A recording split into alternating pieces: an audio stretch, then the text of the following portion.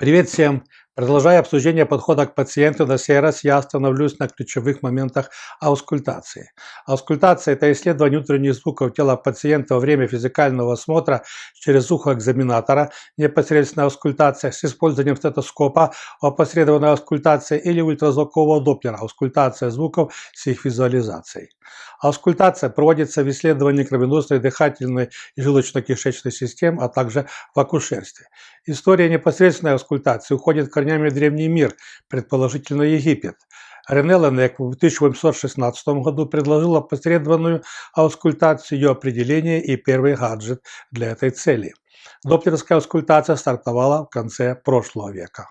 В рутинной клинической практике сегодня обычно используется опосредованная аускультация с помощью обычного акустического стетоскопа. Производители предлагают также различные виды электронных акустических стетоскопов, которые обеспечивают снижение шума, усиление сигнала с помощью аудио и даже визуального вывода.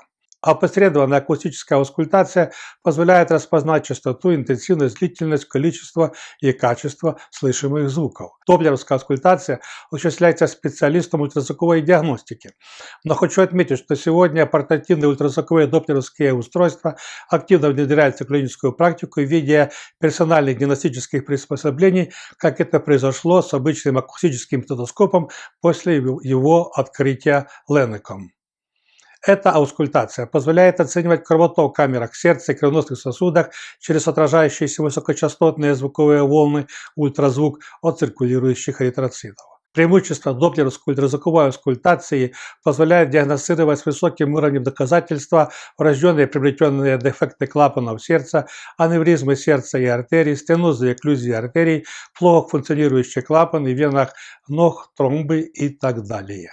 Чувствительность опосредованной аускультации достигает 60%, а доплеровской 90%. Выявление при опосредованной акустической аускультации отклонений во внутренних звуках требует подтверждения с помощью доплеровской аускультации. Аускультация, как и другие навыки физического обследования пациента, требует значительного клинического опыта. В обучении студентов-медиков полезны различные типы программ и устройств для аускультации с записанными и искусственно смоделированными звуками и шумами сердца, сосудов, легких и кишечника.